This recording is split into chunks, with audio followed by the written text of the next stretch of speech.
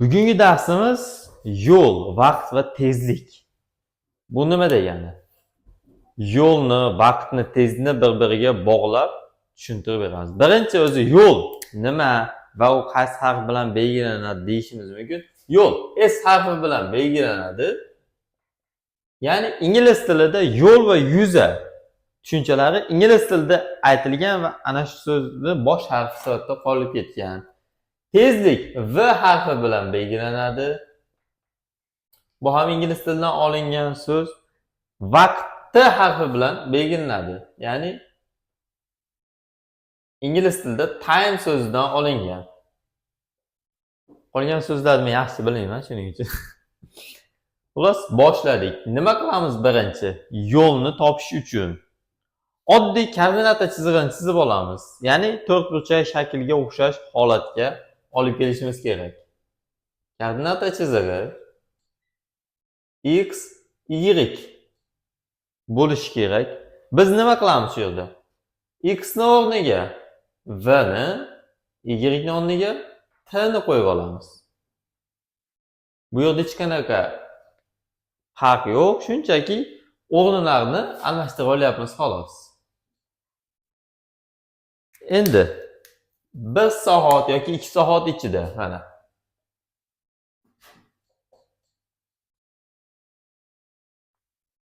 0, 1, 2, 3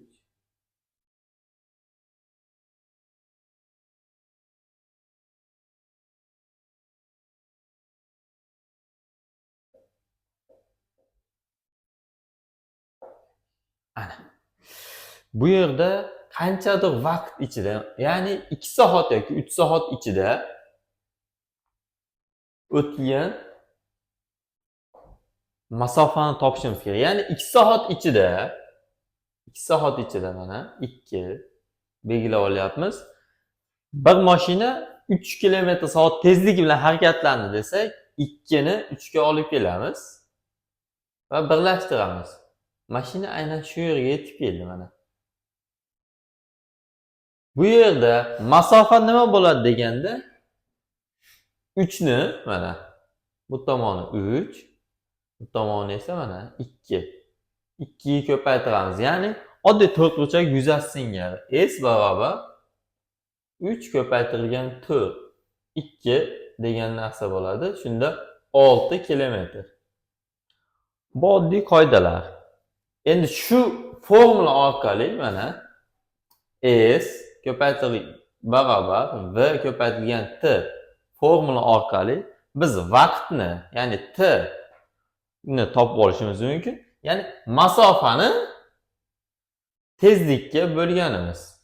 Tezlik nechi? Tezlikni ham xuddi shunday topib olamiz.